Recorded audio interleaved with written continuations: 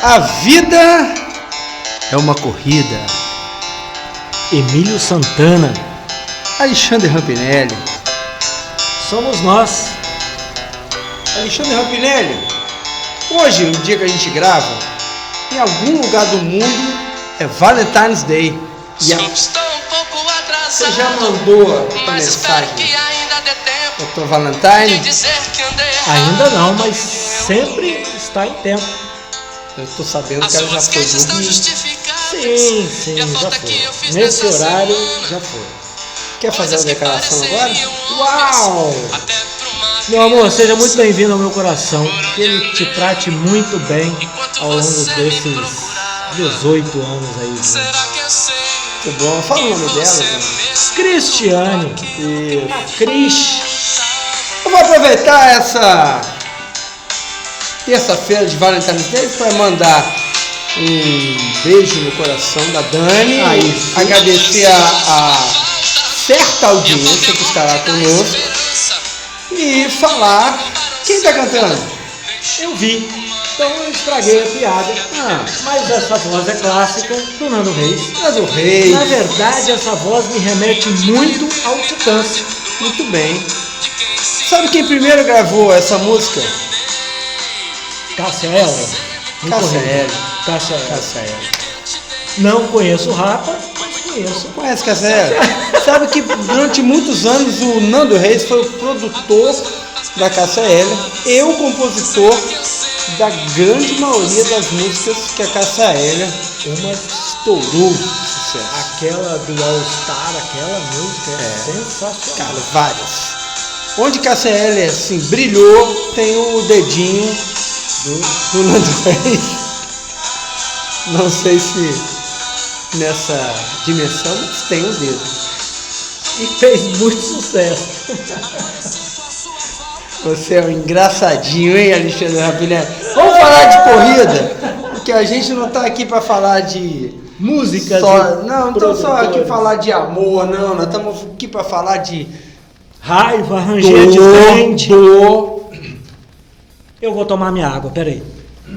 Eu vou tomar a minha... Eu tô tomando de cerveja, depois de tanto tempo sem gravar com cerveja. Hoje a cervejaria Marinho Azul, do meu aluno Vinícius Barbosa. Aí sim. Passei lá e trouxe uma cervejinha pra gente. Vinícius, vá correr com a gente aos domingos. O Rampinelli, lembrando, nós estamos aqui entrando no ar numa quarta-feira. Com a nossa série paralela, que é Lesões e Corrida. E hoje a gente vai falar do joelho, o joelhinho. Falar em joelho, você lembra que... Aquela musiquinha infame. Aquela musiquinha infame. Vamos fazer... Cabeça, ombro, joelho e pé, joelho e pé, joelho e pé. Cabeça, ombro, joelho e pé, joelho e pé. Se você conseguiu fazer, você ainda consegue agachar, né? Porque tocar no joelho, tocar no pé precisa agachar. Isso a gente fazia quando era criança, lá no jardim de infância. Hoje tem jardim de infância ainda? Tem. A gente tem essa mania de etarismo, né? De ficar lembrando, Sim. entrando naquela viagem no túnel do tempo. Nostálgica. Quando a gente era criança, você lembra que tinha um negócio chamado dor do crescimento, com o joelho do caboclo do Rio? Tem 12, 13 anos, é dor do crescimento. Crescer dói. Crescer dói. Verdade. Isso eu ouvi bastante. Algumas espécies até nascer dói, né? Isso é muito verdade. Você teve dor de crescimento? Eu não lembro se eu tive. Provavelmente sim. Eu tinha tantas dores, cara. Já engessei meu pé várias vezes, costela quebrada, pontos tomados, braços engessados. Isso era trauma. Então, mas eu não sabia. Eu não sei se eu tive essa dor do crescimento, porque eu tinha outras dores para doer. Outras dores para doer, é verdade. Entendeu? Então eu tive skate para quebrar braço, tive futebol de areia para quebrar um dedo do pé, bicicross para quebrar costela, torcer pé, ponto na testa, na canela, essas coisas divertidas que toda criança deveria fazer. A única coisa que eu quebrei quando era criança, além de vaso de planta, janela com bolada, uma vez eu tinha uma brincadeira lá em casa que a gente saía correndo pelas costas do sofá, saltava e caía sentado no sofá. Saquei, eu comecei a ficar muito forte e saltei por trás do sofá e caí no chão. Quebrei o osso do mucumbu. Pra quem não sei se é da sua época, o osso do mucumbu é o cóccix, nossa cauda residual de primata. E como é que faz ali, cara? Quebrou ali, você faz o que para consertar?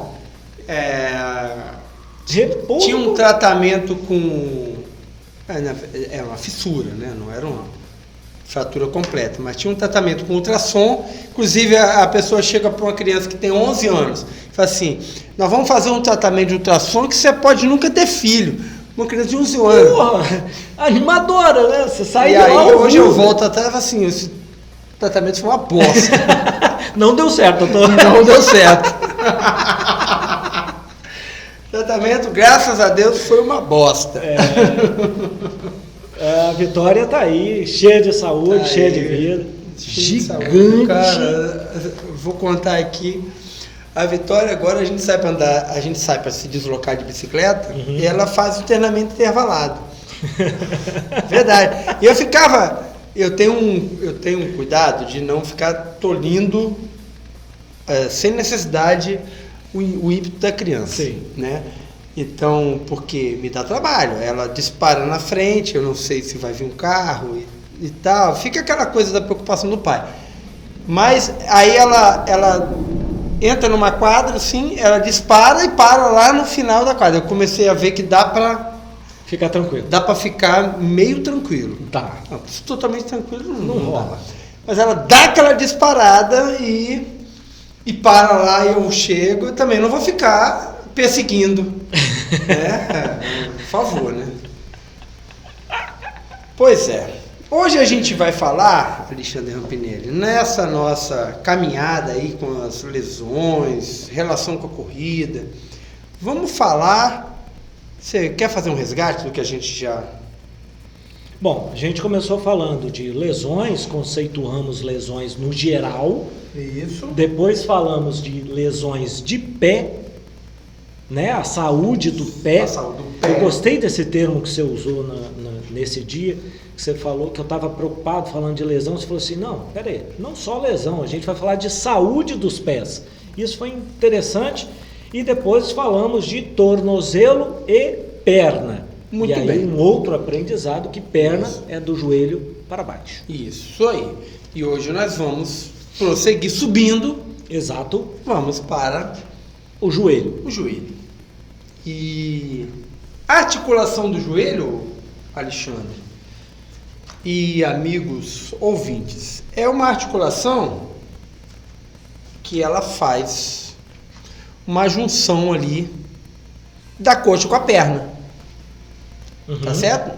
Então ela não está mais no meio da perna. Eu sempre jurei que ela estaria no meio da perna. A pessoa fala, onde é que é o meio da perna? É o joelho. Não é. Então você acabou com aquela piadinha do Joãozinho, o que tem no meio das pernas e tal. Aí o joelho, você quebrou a piada. Quebrei essa piada. Porra. Porque tem duas, né? Tem essa piada do Joãozinho, tem aquela coisa, o que fica no meio da perna, começa com B, termina com ETA, bicicleta. Isso. Tem essa também. Isso. Então, o joelho está entre a perna e a coxa, ali fazendo o contato entre a tíbia e o fêmur. E aí, esses dois ossos enormes, com terminações enormes, se encontram. São fortes esses ossos? São extremamente fortes. São os mais fortes do corpo ou não? Tem um mais forte? Ou você sabe? Eu sei que o fêmur é o osso mais longo. Tá. Se a gente tem um osso mais forte, eles deverão estar entre a tíbia e o fêmur, porque são extremamente relacionados com a função que o joelho tem. Tá. Sabe o que faz um osso ser mais forte? Posso arriscar? Claro. Então eu vou arriscar. Eu acho que a quantidade de pancada, sim, pancada no sentido bom, né? De impacto que esse osso recebe. Isso.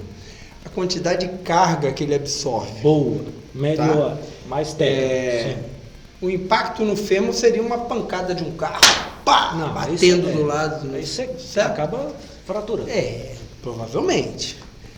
Então, a quantidade de carga que esses ossos absorvem torna-os mais fortes.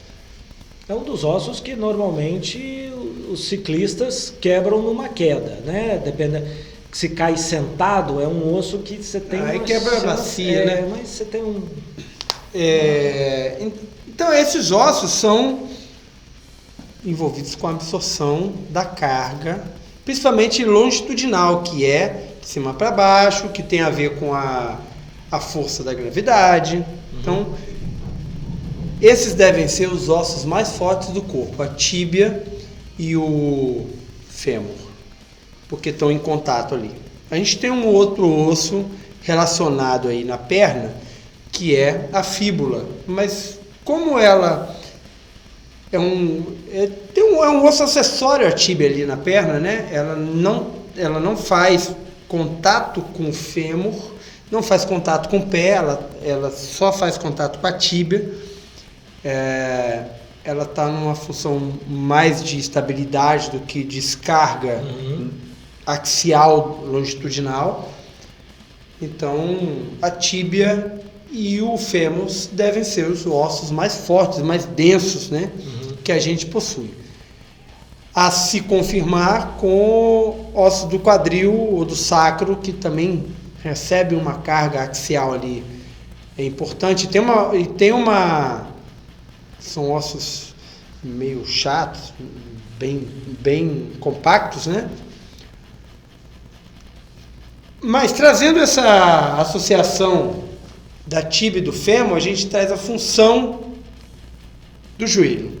Qual que você acha que é a função do joelho? Nos manter em pé. Olha, um bom chute. Porque você precisa equilibrar. Se a perna fosse rígida, sem nenhum tipo de flexibilidade, a gente não conseguiria ficar em pé de certa forma. Mas aí você tem a musculatura. Mas enfim, Imagina chute. O meu olhar. É meu chute. Rasgando os olhos verdes do Alexandre Rapinelli. É verde, chute, né? É verde. Os olhos verdes. Ele usa inclusive camisa verde para poder ressaltar. Ele tá de calça verde, camisa verde. Para poder ressaltar os olhos verdes da sua herança italiana. Italiana, exatamente. Deu sorte. Pois é, a Júlia tem isso na prateleira lá na hora de escolher e não escolheu. Não ia dar porque o olho da Cris é meio pro lado do mel, assim, né? Não é isso? E aí a Júlia foi para esse lado. Foi para esse lado. Isso. Então, meus caros, repete aí, você falou que é manter a gente em pé. Eu vou adiantar o assunto e já vou sair. Tá. Mas mais importante para manter a gente em pé é o quadril. Ok, tá bom. O joelho vai ser assunto de podcast. Claro, daqui então, a 2 programas. 2 episódios, daqui tá bom? Porque aí depois a gente vai para a coxa, depois a gente chega no quadril. Então, beleza. Ok? Beleza. Vai subindo, né? Coxa, quadril, vai ficando interessante. Mas o joelho tem 2 funções, do ponto de vista funcional. Não sei qual é a primeira ou qual é a segunda, mas eu vou ordenar dessa maneira. Ok. Uma função é dispensar carga. O joelho, com a sua flexão, ele tem uma função de dispensar carga. Pensa no amortecimento, eu posso pensar nisso? No amortecimento. Tá. O joelho é um dos escapes de carga. Se a gente pensar do ponto de vista físico, que você tem um eixo e ele se dobra em 3, e quando ele se sanfona, você tem 3 escapes de energia. Isso, 3 pontos de... Aonde tem o vértice, escapa energia. Possivelmente o joelho, por estar no meio, entre o quadril e o tornozelo, é o maior escape de energia do sistema de absorção. Então, nele, dispensa maior quantidade de energia, né? Que se for um movimento eficiente, essa energia dissipa. Prova disso, posso falar? Pode. O parkour? O parkour fala. É a forma de, quando eles fazem o salto, a forma da aterrissagem, que eles Sempre usam tem o joelho para dissipar o máximo de energia ali. A percepção que você tem é do joelho, mas eles usam a flexão tripla ali. Para usar como mola mesmo. É né? isso. Então, essa é a função do membro inferior na absorção. Então o joelho ele é importante na descarga de carga, né? Ele dispensa carga do sistema longitudinal. A carga que se aplica longitudinalmente, ele dispensa. E a outra, inversamente, porque sempre que você tem uma fase de dispensa de carga, você tem uma fase normal, né? Você tem a força que desce longitudinalmente no sentido de cima para baixo, ela volta como normal de baixo para cima. Ela é um transdutor de empuxo para a potência de subida, de extensão da perna. Te ajuda a saltar. Saltar, andar, todo correr. O movimento que você vai fazer de extensão da perna e para a gente, deslocamento, seja andando, correndo, saltando, ela vai ser um transdutor, ou seja, ele vai transmitir de baixo para cima potência e empuxo para o corpo. Execução do movimento. Isso. Entendi. E pensando bem aqui no que você falou, realmente se a nossa perna não dobrasse no meio, nossa perna não, né? Se não houvesse... Nosso membro inferior. Nossos membros inferiores aqui, se não houvesse essa dobradiça no meio, se você saltasse, a chance de você quebrar no meio esse membro seria grande. Ia ter que ter um outro mecanismo. Alguma outra coisa. Ia ter um outro mecanismo. Então, essas funções vão requerer uma estrutura ágil, uma estrutura móvel, mas principalmente uma estrutura de estabilidade, que não deixe dissipar, por exemplo, na hora da força, ela não deixe dissipar lateralmente? Energia demais lateralmente, por exemplo. Entendi. E aí eu vou te perguntar, nesse mecanismo fodarástico, o que mais se desgasta ali? Qual é a peça que mais se desgasta? Calma, você está ansioso, Alexandre Rapinelli. Depois do carnaval, o pessoal já tem que correr. Mas você nem pulou o carnaval para desgastar o joelho? Não. Tá, eu vou assistir pela televisão. Não faz isso não. Televisão, sentado, má postura, sabe como é que é? Sei. Horas a fio, vendo ali, vendo aquele desfile. Horas não, que eu assisto 5 minutos, cara. Assiste 5 minutos, você assiste o resumo do jornal hoje. Puta merda. Pois é. Ô, Rapinelli, vamos lá. Antes da gente falar de desgaste, vamos falar de boa função. Né? Vamos falar da estrutura e as suas funções. Então a gente tem o joelho como uma estrutura de tanto que dissipa carga como transmite empuxo de força. Ok. Né?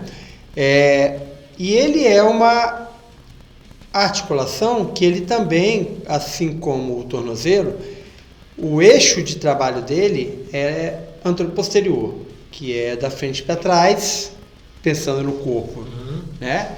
ele dobra da frente para trás e ele não tem tanta especialidade em dobrar para o lado ou fazer torção. É melhor que não, né? É melhor que não. Não, ele não tem essa função. E não tente. E não tente fazer. Não tente. Então ele não tem essa função. A função dele é fazer a flexão anteroposterior. Flexão e extensão, mas é no sentido anteroposterior. Então, para isso, a gente tem uma estrutura que são vários.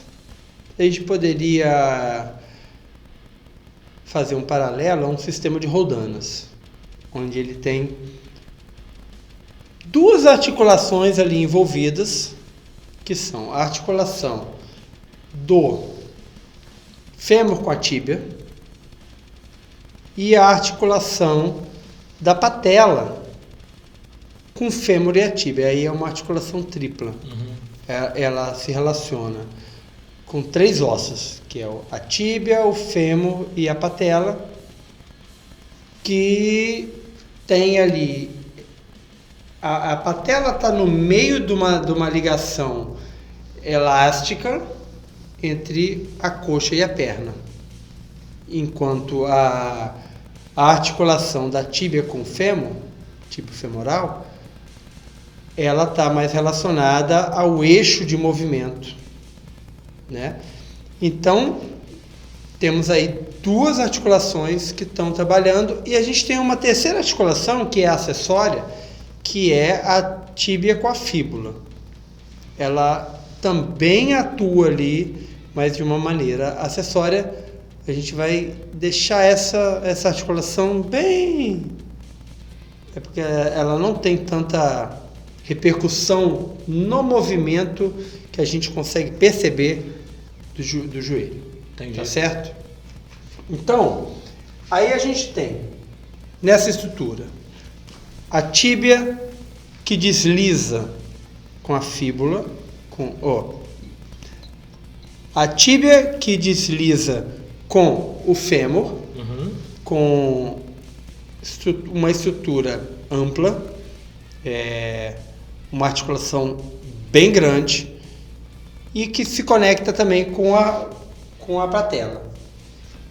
Para conferir estabilidade a essa articulação, de maneira que ela não deslize lateralmente ou torsionalmente, o que a gente tem?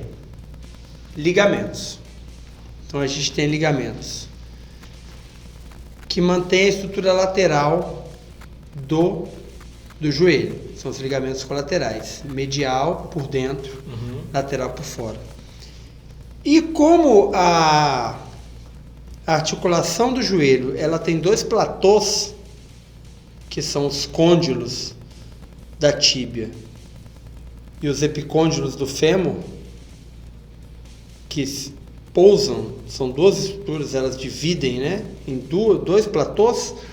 A gente tem, para evitar a torção, para controlar a torção, a gente tem os ligamentos cruzados. Esses platôs, para poder um encostar no outro ali? Sim, o deslizamento são em 2 superfícies distintas, que são o platô medial e o platô lateral. E aí ele tem essa função de escorregar mesmo, de deslizar. De escorregar mesmo. Então, tem 2 superfícies, tem um vale no meio delas, né? E elas se conectam com 2 superfícies laterais. E aí quem não deixa isso se mexer lateralmente são os ligamentos colaterais, medial e lateral. E para controlar a rotação, que é a torção, a gente tem os ligamentos cruzados, que passam por dentro do joelho, cruzado anterior, cruzado posterior. Então, quando você tem um estímulo de torção, ele está ali para dar coesão a esse pouco movimento torcional que o joelho tem capacidade. Tá certo? Aquela lesão que o Fenômeno teve naquele jogo.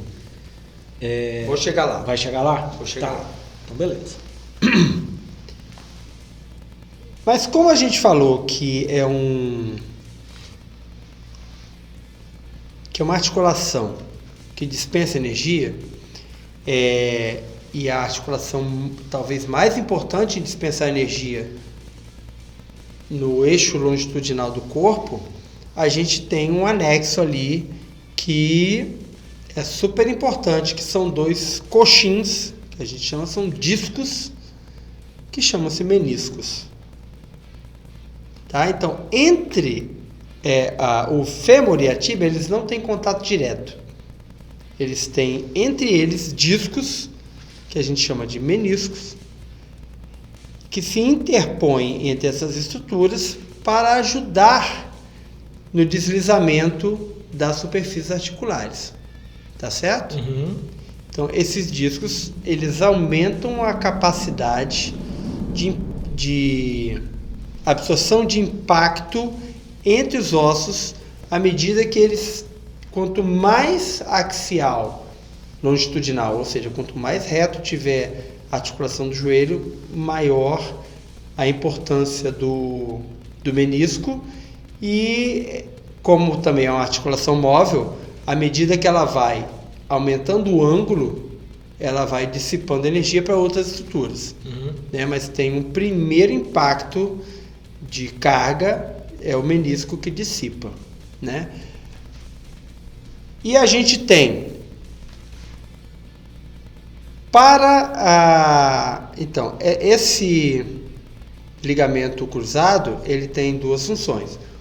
Controlar o deslocamento rotacional do joelho, que seria a torção. E ele tem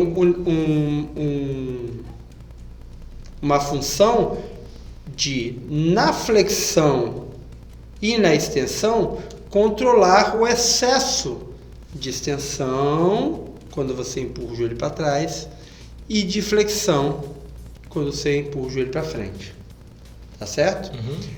Além disso, para controlar a principal ação de absorção, que é a flexão, para controlar o excesso de flexão e aumentar aumentar a capacidade da estrutura de absorver energia, a gente tem um tendão patelar que fixa na tíbia e fixa no quadríceps. Ou seja, você faz uma banda elástica na frente do joelho que contém também a flexão quando você joga carga para frente, quando a tíbia vai para frente, ele ajuda ali com a sua capacidade elástica a controlar a possibilidade do excesso de flexão sob carga. Então você tem aí, viu quantas estruturas que eu mencionei? Uma estrutura complexa, que é um verdadeiro feixe de molas. Sim. A gente já tinha falado do feixe de molas lá no pé, mas é uma estrutura complexa para absorver energia, que é o joelho.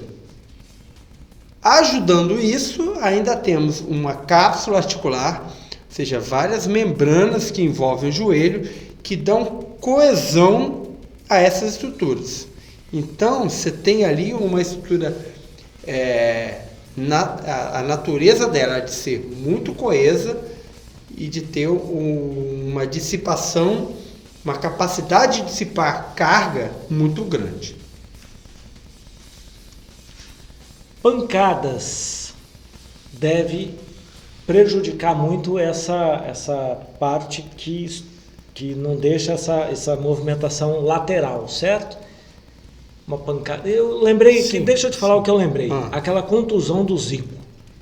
Lá em 1980 80 não, acho que foi 70. Não, 80. 80, não foi? 79, 80, 81 ali. 85, uma contra o Bangu. Foi antes. O Márcio Araújo. Entrou uma sola lateral. Ficou cravado lá. Isso. Márcio Araújo do Bangu. Vai ficar marcado assim com essa lembrança.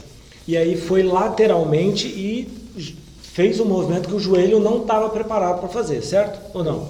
Certo. Porque aí teve uma carga de tração.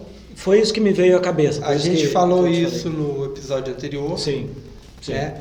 Que quando a chuteira tem contato no chão, que ela trava no chão trava e o pé. E se você tem um impacto lateral, você vai ter ali um fator externo à capacidade do corpo de absorver impacto, e você vai ter um deslocamento lateral, nesse caso aí, um deslocamento lateral sob trava. É igual se você estivesse fazendo uma trava numa estrutura e fazendo uma carga na estrutura superior. Sim. Isso provocou uma lesão nos ligamentos colaterais e nos ligamentos cruzados do joelho do Zico. Entendi. O do fenômeno foi um rompimento do tendão patelar. E deve ter doído. Sim, deve ter doído, porque foi um rompimento completo, né? A gente vê na imagem... Uma imagem que puxa tudo para trás. A retração do quadríceps, um quadríceps muito forte, e a gente já discutiu isso também no episódio de esquisitices no esporte. É quando você usa ou um tipo de treinamento muito concêntrico, ou substâncias para aumentar a força, você tem ali uma diminuição do privilégio, né? Um desprivilégio dos tendões com um privilégio muito maior dos ventres musculares. E você deixa desproporcional. E aí essa estrutura ela sofre uma falta ali de capacidade. Tá certo? Então essas lesões que você mencionou aí são lesões que são uma por trauma, que é a alavanca externa, no caso do Zico, e a lesão do Ronaldo foi uma lesão por desgaste da estrutura do tendão.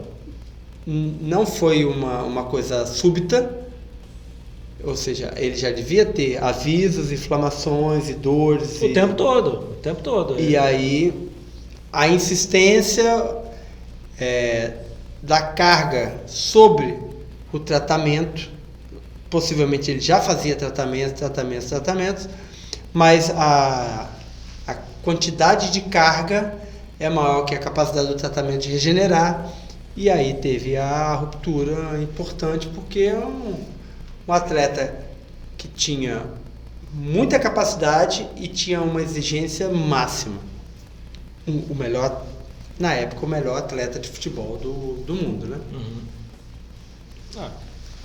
Então, nessa estrutura, como que a gente pode olhar os infortúnios que podem afetar essa estrutura e trazer uma ameaça à nossa autonomia de correr, tá certo?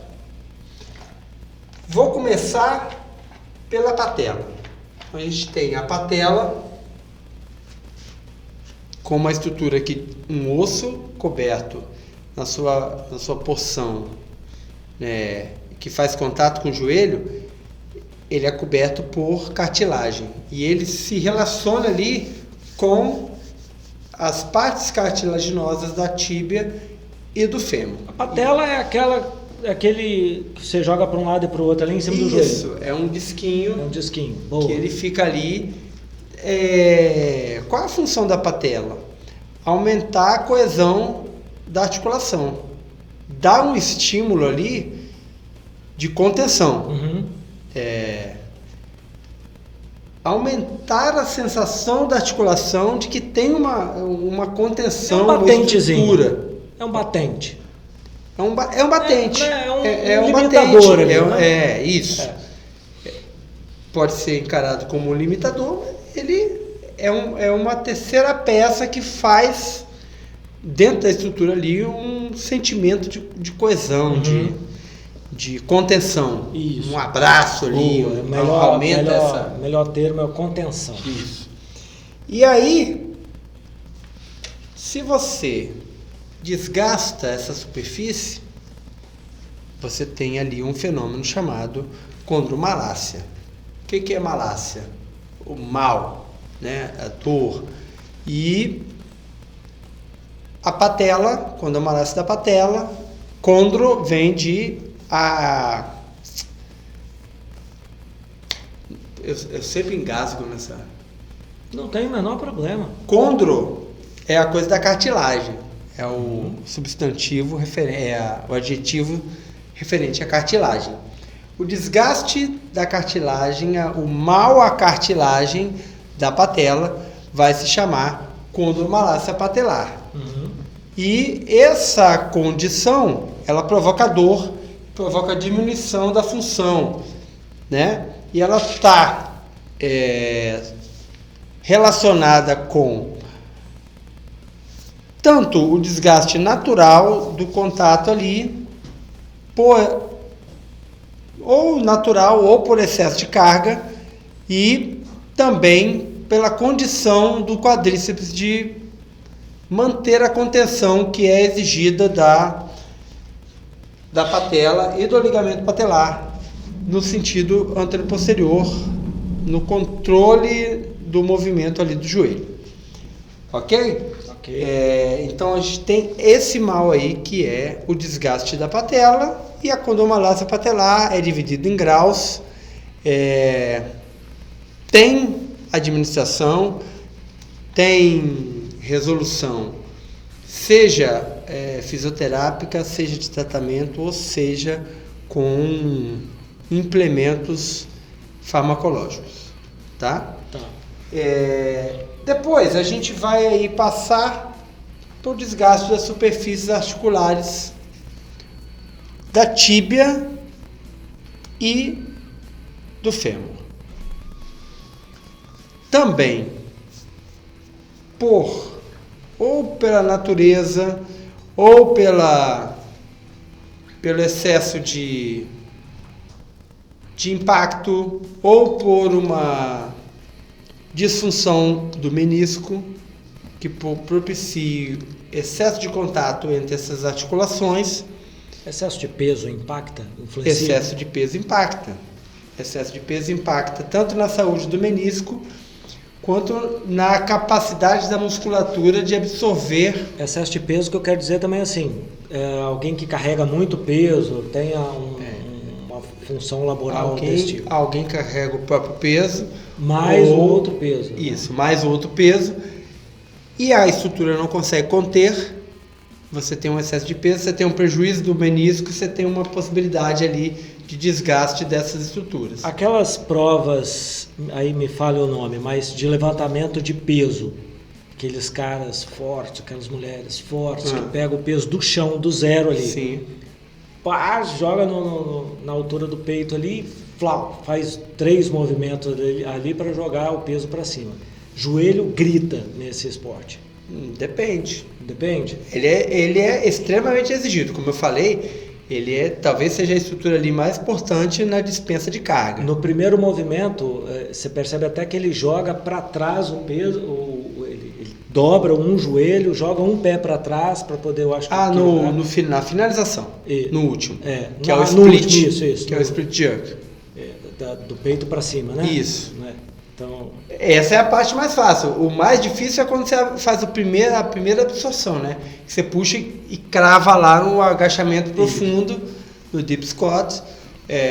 E daí esse start para subir, isso deve existir. Se tem uma administração gradativa da carga, um gesto trabalhado, uma base bem feita, você consegue passar com pouco prejuízo. Entendi. Né? Viver dá prejuízo, né? Com certeza. Senão a gente não morreria nunca. Né? Tem mais benefícios do que malefícios levantamento de peso. Sem dúvida nenhuma, eu acredito. Principalmente se bem administrado. Então, mas é uma requisição máxima da capacidade do joelho, que é aquele agachamento profundo. É ali que reside o maior cuidado. Quando você recebe em agachamento profundo, principalmente no clean, você tem o clean e o snatch também, quando você joga direto para cima da cabeça e recebe a carga lá em agachamento profundo, é nesse momento que você tem a maior requisição de dispensa de carga. Tá. E aí tem gente que faz aí com uns 135, o conjunto é para quase mais de 350 quilos, né? De uma competição. Então você tem aí entre 120 e 170 quilos de um movimento para outro que junta e faz um conjunto, faz ali uma competição de conjunto, né? É bastante peso. É bastante peso, é bastante carga para uma estrutura, mas se ela for bem trabalhada, ela consegue reagir bem isso e durar, né? Reagir bem e durar. Ter uma vida saudável por bastante tempo. O desgaste das superfícies articulares a gente chamaria de artrose. Certo? Então a artrose do joelho seria o quê? Você falou isso no não sei se no último episódio ou no penúltimo, a diferença de artrite para artrose. De artrite é quando superfícies não articulares se tocam. Quando superfícies articulares desgastadas se tocam, é artrose. A gente vai ter isso em várias articulações, essa possibilidade. Tá? De superfícies articulares desgastadas tocarem o osso no osso, e aí você tem a condição que é a artrose. E também tem aquele mesmo sentimento ali da sensação da artrite, que é uma dor de osso no osso, uma queimação. Você praticamente sente o cheiro do osso queimando. Entendi. E deve ser muito dolorido. Estou rindo de nervoso, bem né? dolorido. Deve ser muito ruim. Vamos botar o skin in the game aqui. Eu tenho algum grau de artrose aqui no joelho direito, porque eu tive fratura do platô medial do meu fêmur, do joelho direito. Já tive uma fratura do platô medial da tíbia esquerda, né, e do fêmur direito, em quedas fazendo competição na trilha, onde eu tive uma hiperextensão do joelho. Essa hiperextensão, pela minha condição articular, de ser uma articulação forte, ela deslocou o menisco e proporcionou o contato do osso com o osso, fazendo a fratura, sem prejuízo do menisco. Entendi. Mas como é que você escorregou? Eu tropecei.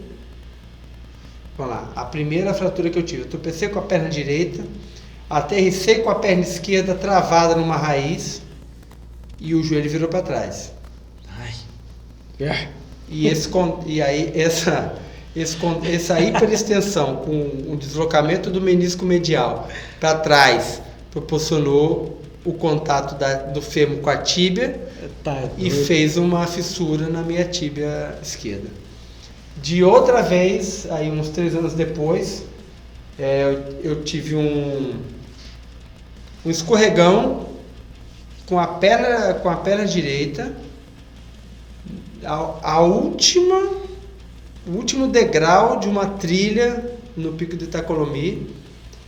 Dali para frente não tinha mais nada de até ameaçador.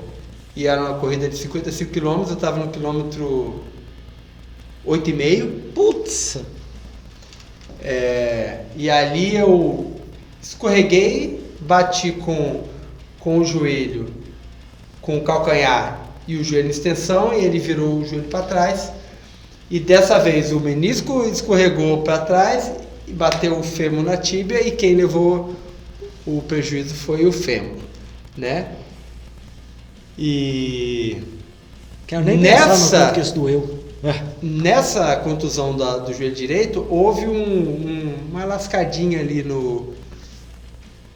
na superfície articular, e quando eu faço uma flexão importante do joelho, ela passa ali e me avisa. Lembra? Me lembra, sim, assim. Te lembra. Faz uma dorzinha ali. Opa! Passou. E isso faz com que eu precise administrar no meu jogo de direita o grau de flexão. Até para treinar eu preciso usar algumas coisas lá no funcional e no treinamento de força. Eu preciso dosar para que isso não vire um contato constante que vai gerar uma inflamação e um prejuízo maior. E aí uma condição de dor que fica um tempo ali até você controlar, que é a condição da artrose, né? Uhum. Se você consegue controlar, você manobra bem. Mas se às vezes é um grau que já fica muito importante, você padece diariamente, 24 horas por dia. Tá? Então, depois a gente tem, na capacidade de controlar o movimento, os estiramentos e os rompimentos de ligamentos, quando você excede demais a capacidade de estabilidade lateral ou de estabilidade torsional. E aí, se você extrapola essa capacidade, você pode ter um estiramento ou um rompimento direto, ou aquela coisa que a gente falou do tornozelo no episódio anterior, se você insiste ali numa condição meia bala, porque quando você faz uma torção, tem uma mensagem ali, tem um prejuízo dos ligamentos, e aí você, na insistência, repete o mecanismo, você vai esgarçando até você ter um rompimento, e isso torna uma lesão importante, muito importante. E aí tem os rompimentos e estiramentos dos ligamentos, tanto os colaterais quanto os cruzados, tá? Assim também como o ligamento patelar, que vem do excesso de controle, da excesso de requisição do controle da mobilidade natural daquela estrutura. Uhum. Tá? Inclusive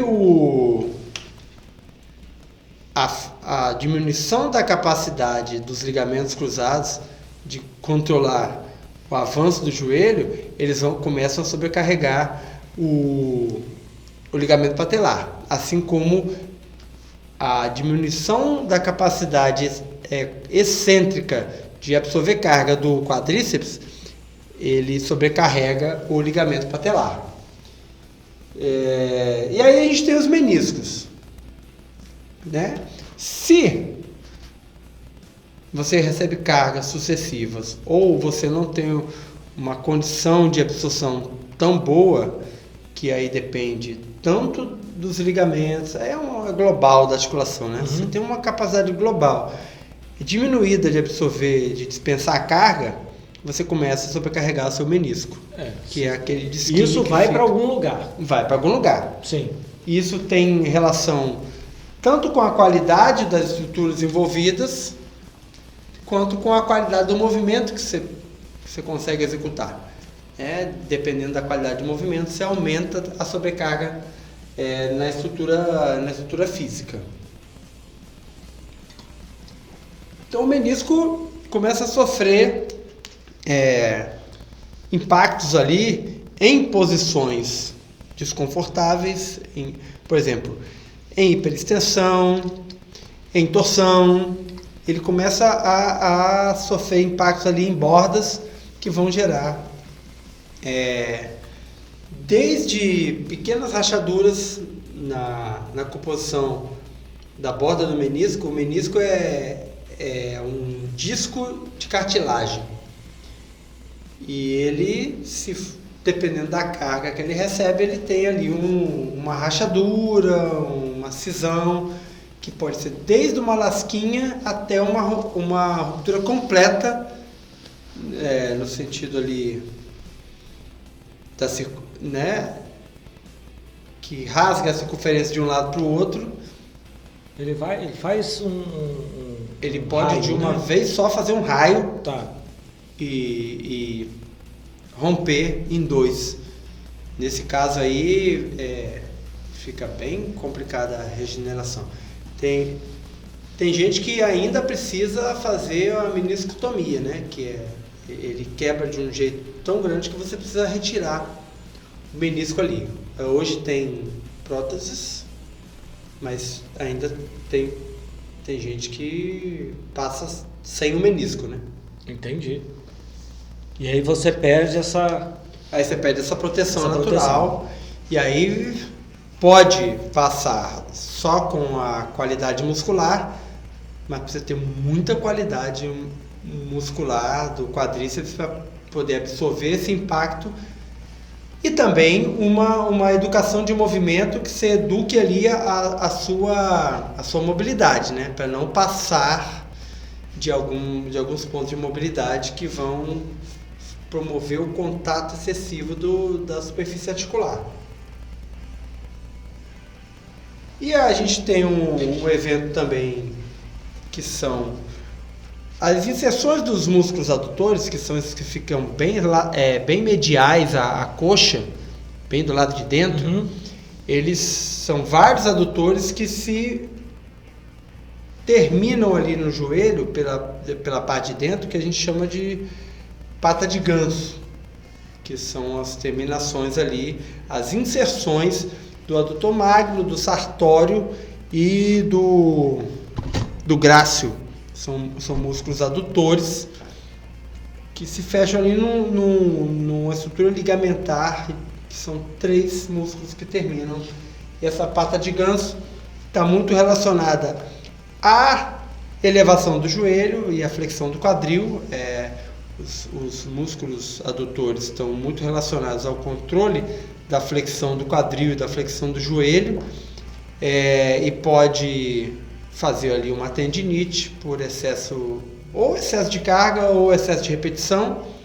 Está muito, por exemplo, na corrida é um evento que está bem propenso por causa da flexão do quadril e elevação do joelho. O mecanismo elevador do joelho ali está bem suscetível a acontecer. E finalizando, a gente tem opostamente à tendinite da pata de ganso, a gente tem um evento que a gente chama de joelho de atleta, que é a terminação, a inserção, o contato lateral ali não é a inserção, porque a inserção é lá na tíbia, mas o contato lateral com a membrana do músculo tensor da face lata, que promove uma condição que chama a inflamação da banda iliotibial. Que é do lado de fora do joelho. Tá. Que é uma lesão de repetição, que ela tem uma relação com o excesso de movimento lateral do quadril, uma diminuição da capacidade de contenção do glúteo médio, o espessamento dos tendões dessa face lata, que promove o maior contato desse tendão com a cápsula articular do joelho, certo? Isso promove um atrito que vai gerando um calor. Primeiro, quando você começa a sentir, é um calor. Ele vai virando uma inflamação e ele promove uma diminuição do espaço entre o quadril e o joelho. Ele vai fazendo uma inversão do movimento ali, pode jogar o joelho para dentro, fazendo um valgo de joelho, mas tá relacionado com o valgo do joelho, que é esse movimento do joelho para dentro, torcendo e desabando para dentro, e ele começa a fazer ali uma situação que diminui a mobilidade do joelho, você já não consegue fazer a extensão, e quando você corre, começa a ficar um incômodo importante. Justamente porque ele está mais caído para dentro, né? Porque ele está tensionado, ele diminui o espaço e o cair para dentro é uma maneira de compensar. Ele tá... Se você mantém, ele aumenta ali o atrito. Ele começa aqui na região da lateral do quadril. Do quadril ali na lateral do bumbum ali e vai até do lado de fora do joelho. E vai até do lado de fora do joelho. Entendi. Isso. E aí, quando ele tensiona, para compensar, você joga ele para dentro, né? Para compensar, você faz o válvulo do joelho, e aí você vai, dentro, né, do joelho. vai fazendo aqueles Só movimentos compensatórios que vão gerando um monte de repercussões ali. Eu já tive um princípio dessa síndrome da banda iliotibial e é muito incômodo. E realmente reduz sua capacidade de corrida. O meu tratamento foi correr enquanto ele não mudava a minha forma de correr, não mudava a minha passada. Na hora que ele começava a mudar o jeito com que o meu joelho movimentava, eu parava. Você percebia isso? Você começa a meio mancar para poder continuar correndo. Tá. Então você sentia. Às vezes eu olho no calçadão as pessoas correndo, que é um lugar mais fácil de você, e eu vejo ali a pessoa que está com síndrome da banda iliotibial correndo.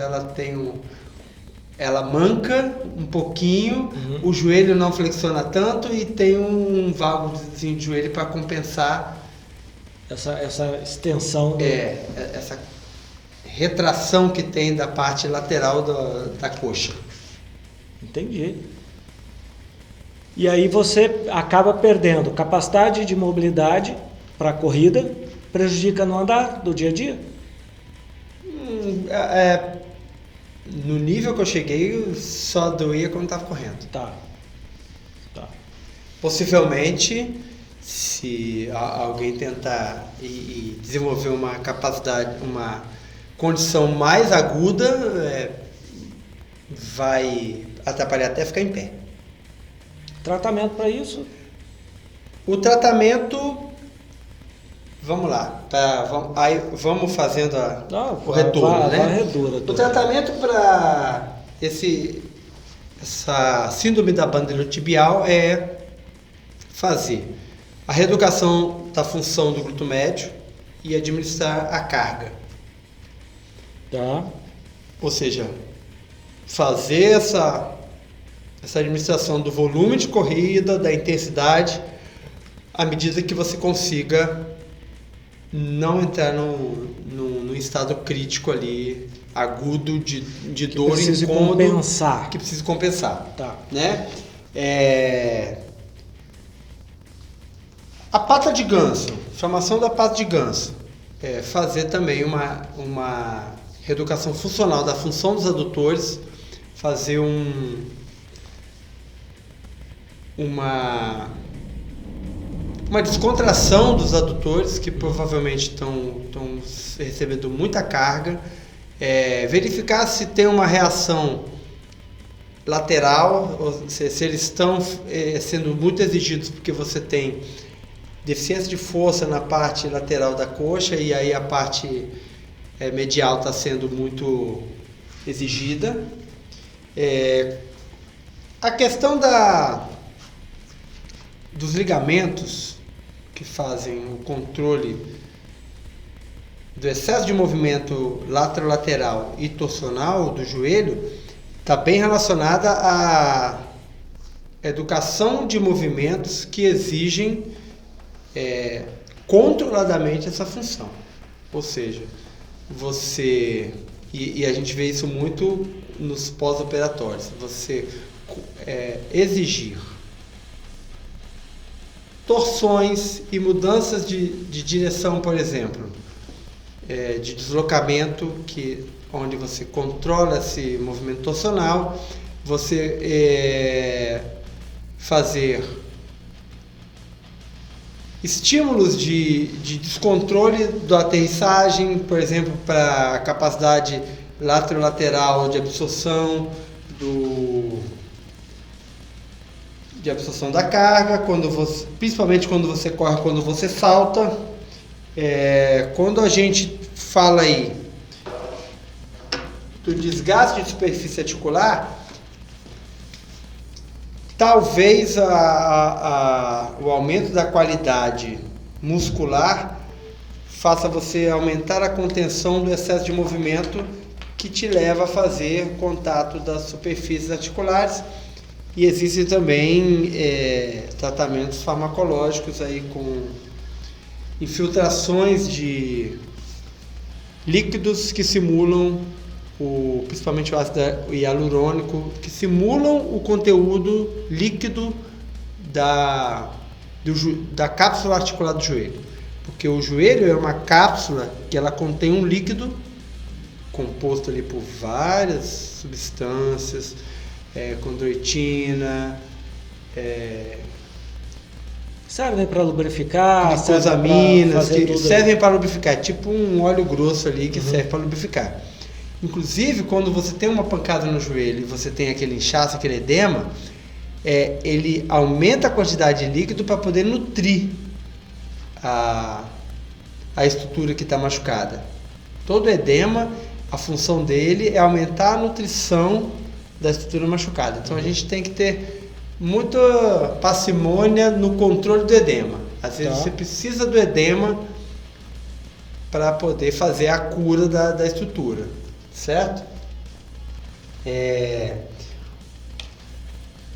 A condomalácia patelar e a qualidade do ligamento patelar estão muito relacionadas também a qualidade do quadríceps, seja de força concêntrica ou seja de força excêntrica. Então tem protocolos de aplicação de força na extensão do quadril, seja na extensão ou na flexão controlada, que é a extensão fase concêntrica do quadríceps e do tendão patelar, e a flexão controlada, que é a fase excêntrica do quadríceps e do tendão patelar.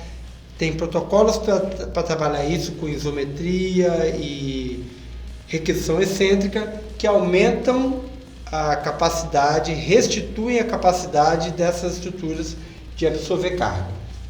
Certo? Certíssimo. Sobre o joelho, ficou racional? Ficou racional. Você já teve dor no joelho? Já tive dor no joelho, você já me ajudou uma vez.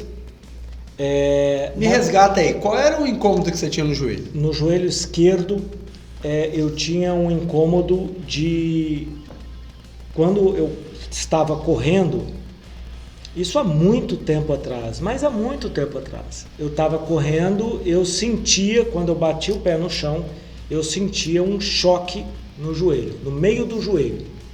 E aí você me ajudou com exercícios. Fui a um médico, o médico fez um exame muito rapidamente ali e falou assim, olha, tem que fazer cirurgia. Aí eu comentei com você na época, mas olha, tem para mais de 10 anos. Sim, Tem para mais de 10 anos. A gente lembrou isso aí outro dia. E aí ele falou, ó, tem que fazer cirurgia, eu fiquei meio baqueado, aí você falou, ó, cara, pera aí, procura outro médico. O outro médico falou, cara, atividade no joelho. Conversei com você e você falou, ó, vamos tratar esse joelho. Academia e exercício. Foi muito exercício de joelho, lateralmente, com aquelas fitas, com aquela meia bola, né? Aquela que fica no chão, de equilíbrio, fortalecimento, aquela coisa toda. E muito joelho na bola também, aquela bola de equilíbrio, aquela coisa, e nunca mais eu senti dor nenhuma no joelho. Mais um que eu salvei da faca. Olha a faca! Rapaz, você resgatou. Olha a faca. Pois é. Todos esses incômodos aí que a gente tem falado, eles têm tratamento e tem recurso para você não chegar no nível de cirurgia. Ou, às vezes, dependendo da lesão, se há uma indicação cirúrgica, você reduzir essa indicação, né? E aí você volta lá no capítulo, no episódio 1, quando eu falo lá da triagem que se faz com o fisioterapeuta, dos recursos que a gente tem de reeducação e de retreino. Então, tem um jeitinho aí. Se você tiver com dor no joelho, na perna ou no tornozelo, por enquanto ou no pé, manda um e-mail para A Vida é uma Corrida, a vida é uma corrida, @gmail.com, e a gente bate um papo sobre isso. Eu vou colocar direitinho lá na descrição dos nossos podcasts. Vamos disponibilizar também lá no Instagram, colocar direitinho o e-mail para que todos, ou quem quiser, entre em contato com a gente. A principal mensagem que a gente tem para dizer, na verdade temos duas mensagens para dizer nessa série aqui que a gente está fazendo, de lesões corridas. Uma, que não é natural você se movimentar com dor. Beleza, certo. Não é natural você se movimentar com dor, então você precisa de procurar um recurso. A outra, existem recursos para tirar você do quadro de dor, principalmente sem abrir mão da atividade que você gosta.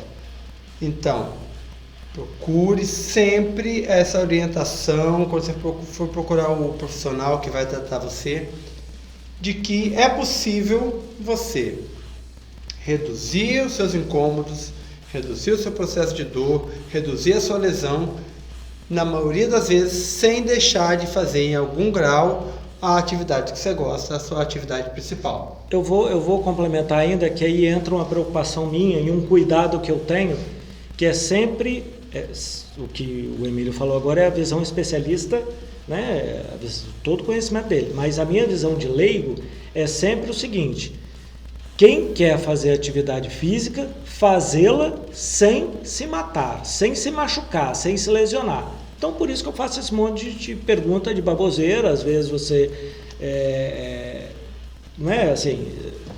às vezes você pode achar a coisa mais boba do mundo, mas é a ideia de fazer as pessoas se mexerem sem sentir dores, sem se machucar, sem provocar uma dor, uma lesão, ou o que quer que seja. E aí eu falo essas coisas para todo mundo ouvir, e depois no meio da corrida, no meio da trilha, ele fica repetindo essas coisas quando eu estou no momento de morte, pré-morte, sabe? Vem se mexer.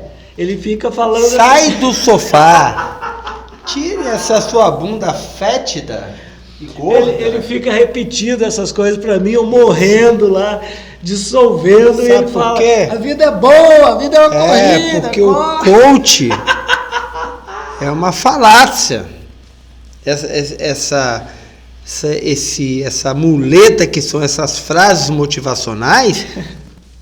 Eu quero ver você falar frase motivacional na hora que você está se fudendo.